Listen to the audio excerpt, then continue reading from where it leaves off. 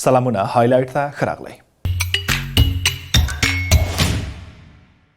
د قطر پلازمینه دوحه به د طالبانو او پاکستاني چارواکو د خبرو کوربه وي.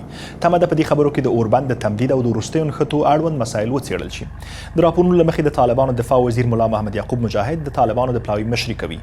پاکستان هم تایید کړي چې د قطر په منځګړیتوب دې خبرو کې برخه اخلي.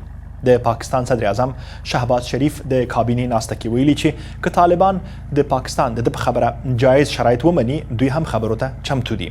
طالب چارواکي او پاکستان وروسته تر هغه خبرو ته کینی چې تر سختو نښتو وروسته 48 ساعته اوربند وشو. د جمعې په سهار پاکستاني طالبانو په شمالي وزیرستان کې د پاکستاني پوځ یو مرکز هدف وګرځاوه. لږ تر لږه 100 پاکستاني عسکرو ته په دغه برید کې مرګ ژوبله اوښتې ده. برید د حافظ ګل بهادر ډلې کړی. لومړی د موټر بم چاودنه شوې او وروسته وسلوال په میرلي سیمه کې د پوځ مرکز ته ننوتي او نښتې پیل کړي. پاکستان منلي چې 7 عسکر یې مړه او 14 نور ژوبل دي، خو 4 بریدګرې هم وژلي دي.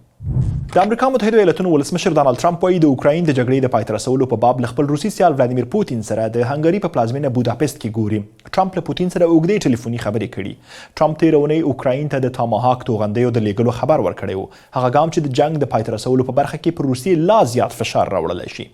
ولسمشر ټرمپ له پوتین سره تر خبرو وروسته رسنیو ته ویلي تاماهاک ورانوونکې وسله ده او پوتین له ده سره په خبرو کې ترې غوښتي چې دا کار ونه کړي. د ملګرو ملتونو د بشري حقوقو لوی کمشنر په بادغیس ولایت کې د یو کس علني اعدام غندلی دی. ولکر تورک په یو بیان کې علني اعدامونه د نړیوالو قوانینو تر پښو لاندې کول بللي او په طالبانو یې غږ کړی چې د اعدام د لغوه کولو لپاره جدي ګامونه پورته کړي. د طالبانو ځایي چارواکو پنجشنبه وویل اعدام شوی کس قاتل و او دوی د محکمو له حکم او د مقتول د کورنۍ له نه بخښنې وروسته قصاص کړ.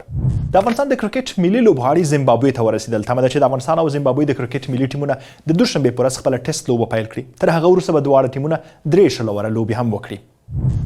او په پای کې هم ورځو د چک جمهوریت پلازمینې پراګ ښار ته چیرته چې د رڼا سیګنال فیسټیوال پرانیستل شو. په دغه فیسټیوال کې د نړۍ د بیلابیلو هیوادونو له هغې ډلې امریکا، تایوان، جرمني، ایټالیا، فرانسې او هسپانیې هنرمندانو په 18 ځایونو کې تاریخي ودانۍ او سیمې په ویډیویي نقشو، بیلابیلو ډیجیټالي څراغونو او انځورونو وپوښل.